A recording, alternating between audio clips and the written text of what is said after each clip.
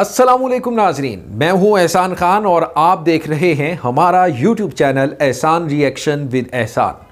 ناظرین اکرام، ہم سے بچھڑنے والے اپنی آزادی کے گولڈن جوبلی منا رہے ہیں۔ پاکستان کو 2 لخت ہوئے 50 سال ہو رہے ہیں۔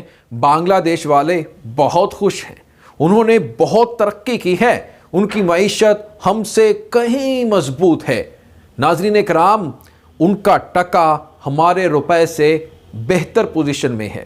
ہم جو 75 سال میں نہ کر سکے وہ انہوں نے 50 سال میں کر لیا، یعنی ہم ان کی ترقی میں رکاوٹ تھے، ہم تو اپنی ترقی میں بھی رکاوٹ ہیں۔ 74 سال اور وہ بھی آزادی کے۔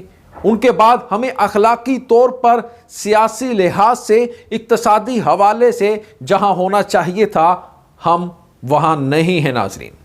ہم جبکہ بنگلہ دیش کے 50 سال اور اپنے 50 سال کا تقابلی مطالعہ کریں، موازنہ کریں تو ہم بنگلہ دیش سے بہت پیچھے ہیں، بہت پیچھے چلے گئے ہیں۔ 50 سال میں ہم نے کسی سانے، کسی مارکے، کسی مقابلے سے کچھ نہیں سیکھا۔ اب بنگلہ دیش کی کامیابی سے کچھ سیکھ ہی لینا۔ اس نے اپنی معیشت کیسے مضبوط کی، اپنے نوجوانوں کی کیسے تربیت کی بنگلہ دیش نے، اپنی بڑھتی ہوئی آبادی پر کیسے قابو پایا بنگلہ دیش نے، ان میں اتنا شعور کیسے آیا کہ 1000 احتجاج بھی کرتے ہو نا، ہڑتال بھی ہو، مگر گارمنٹس کا کام نہیں رکتا، دکانیں کھلی رہتی ہیں، بازار کھلا رہتا ہے۔ اب ان کی گولڈن جوبلی کی تیاریوں سے کچھ سیکھ کر اپنی ڈائمنڈ جوبلی منانے کی تیاریاں شروع کریں اور کچھ تو کریں۔ وہ اپنی آزادی کی سالگرہ اور بنگلہ بندو شیخ مجیب الرحمان کی سالگرہ دونوں کو ملا کر 10 روزہ تقریبات منا رہے ہیں۔ ایک بنگلہ بندو ٹاور بھی ناظرین کرام تعمیر کیا جا رہا ہے۔ عالمی معیار کا ایک نیا کاروباری ڈسٹرکٹ بنایا جا رہا ہے۔ ویورز، حسینہ واجد اپنی تمام شدتوں اور تعصبات کے باوجود بنگلہ دیش کے آنے والی جو نسلیں ہیں ان کو پرامن جنت بنا رہی ہیں۔ ان کے لیے ان کے ہاں ٹیکنوکریٹس کی عبوری حکومت فیصلہ کن ثابت ہوئی ہے۔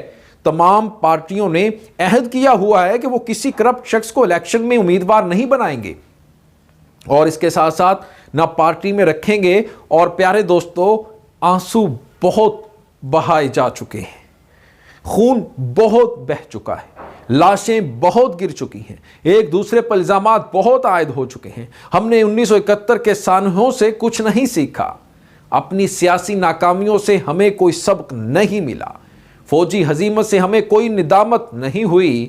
ہم اب بھی سمجھتے ہیں کہ رزق حلال صرف ہم کماتے ہیں اور کوئی نہیں کماتا۔ اسلام کا قلعہ صرف پاکستان ہے، رسول اللہ صلی اللہ علیہ وآلہ وسلم کے عاشق رسول صرف ہم ہیں، شریعت کے پاسدار فقط ہم ہیں۔ پارلیمنٹ کو چاہے کہ وہ بنگلہ دیش میں محصور ناظرین کرام پاکستانیوں کو پاکستان لانے کی قرارداد بھی منظور کرے اور سرکاری طور پر 1971 کے واقعات پر ایک مستند مصدقہ دستاویز شائع کی جائیں جو پاکستان کا حتمی موقف ہو۔ اس میں سارے واقعات کا اصل بیانیہ شائع کیا جائے تو اس سے جو بھی مسئلے ہیں وہ حل ہوں گے۔ تحریک پاکستان تو مشرقی بنگال میں زوروں پر چلی تھی۔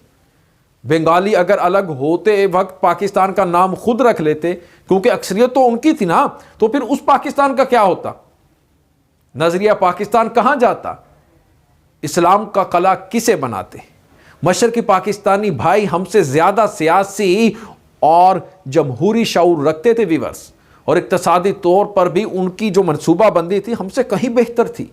بعد میں حالات نے ثابت بھی کر دیا۔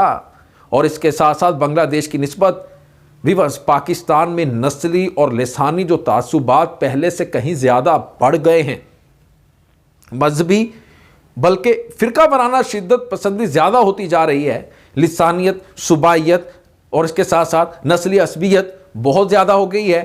برادریوں کا جو برادری نظم ہے، برادریوں کا جو غلبہ ہے وہ بڑھ رہا ہے۔ بنگلہ دیش کے پاس زمین ہماری نسبت فی کس کے حساب سے بہت کم ہے ویورز۔ قدرتی وسائل ہماری طرح میسر نہیں تھے ان کو، پھر بھی ان کے ماہرین معیشت، یونیورسٹیوں کے اساتذہ، طلبہ و طالبات نے غریبی میں، پاورٹی میں کام کیا، خود ہی نہیں بیچی انہوں نے۔ ان کے ہاں اپنی قومی زبان، اپنے قومی پس منظر پر فخر بہت زیادہ ہے۔ بنگالی اپنی خوشحالی، اپنی سرزمین، اپنے دریاؤں اور اپنے سمندر میں ڈھونڈتے ہیں جو کچھ ڈھونڈتے ہیں، اور ہم جاگیردار سردار اپنی خوشحالی واشنگٹن لندن میں تلاش کرتے ہیں۔ ہم ابھی تک ذہنی طور پر غلام ہیں۔ آج 50 سال پہلے کے المیوں پر وہی پرانے الزامات تراشنے کی بجائے یہ دیکھنا ہے کہ بنگلہ دیش کی اقتصادی ترقی کے کیا کیا اسباب ہیں اور ہمارے اقتصادی بحرانوں کے کیا کیا عوامل ہیں۔ اپنے صوبوں سے کیا اسلام آباد کا سلوک اب بھی ویسا ہی نہیں جیسا مشرقی پاکستان کے ساتھ تھا؟ کیا ہم پھر بھارت اور امریکہ کو موقع نہیں دے رہے کہ وہ ناظرین اکرام چھوٹے صوبوں کی محرومیوں سے فائدہ اٹھائیں اور نوجوانوں کو اسلام آباد کے خلاف مزاحمت پر آمادہ کریں؟ جس طرح 1970 اور 1971 میں ہم نے مشرقی پاکستان کا مزاج سمجھنے میں تاخیر کی تھی، اب بھی کیا ہم کراچی کے مزاج کو، گوادر کی نفسیات کو، سندھ کے رجحانات کو، جنوبی پنجاب کے ذہن کو، گلگت بلتستان کے جذبات کو سمجھنے میں دیر نہیں لگا رہے؟ کیا یہ میرا سوال ہے۔ آخر میں یہی کہوں گا کہ بنگلہ دیش کی ترقی ناظرین اکرام قابل رشک ہے، تعریف کے لائق ہے۔ ناظرین اکرام، رپورٹ آپ کو کیسی لگی ہے اور اس کے بارے میں آپ نے اپنی قیمتی رائے کا اظہار ضرور کرنا ہے۔ آپ کی فیڈ بیک ہمارے لیے بڑی اہمیت کے حامل ہوتی ہے، اور جتنا ٹائم لگے احسان ری ایکشن کی ٹیم آپ کی فیڈ بیک کا بغور جائزہ لیتی ہے اور اس کا جواب رپلائی بھی دیتی ہے۔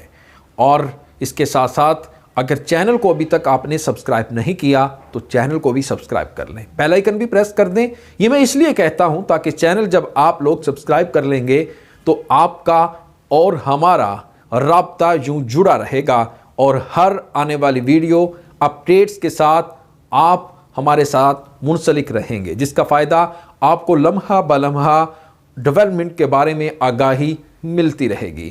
ناظرین، رپورٹ اور اس کے اوپر آپ کو یہ سب کچھ بتانا میرا مقصد یہی ہے کہ پاکستان اور بنگلہ دیش کے درمیان جو ایک رابطے، ایک ریلیشن ٹوٹا ہوا ہے، وہ پھر سے یوں جڑ جائے، کیونکہ جب ایک طرف سے کوئی غلطی ہوتی ہے تو دوسری طرف سے چاہیے کہ اس کے لیے کچھ معذرت خانہ رویہ، بیہیویئر اپنایا جائے، اور جس کی طرف سے کچھ زیادہ غلطیاں ہوئی ہیں اس کو چاہیے کہ وہ معافی مانگے اور اپنے روٹھے ہوئے بھائی کو منا لے۔ اس طرح اگر دونوں قومیں، اس طرح اگر دونوں کنٹری مل کر کچھ کریں گی تو یقیناً یہ ایک بہت بڑی ترقی ہوگی دونوں کنٹریز کے درمیان، بلکہ اس خطے میں، ایشیا میں یہ دو ملک بہت کچھ کر سکتے ہیں، کیونکہ بنگلہ دیش پاکستان میں ٹیلنٹ کی بھرمار ہے۔ بنگلہ دیش میں کپڑے کا کاروبار، ٹیکسٹائل انڈسٹری جس عروج کو چھو رہی ہے، اسی طرح اگر پاکستان اور بنگلہ دیش مل کر کام کریں تو ہو سکتا ہے کہ یہ دو کنٹریز کو بہت زیادہ فائدہ بھی ہو۔ اس دعا کے ساتھ کہ آنے والے دنوں میں دونوں ملکوں کے درمیان انشاءاللہ اچھے تعلقات ہوں گے، تو مجھے دیں اجازت۔ اللہ حافظ۔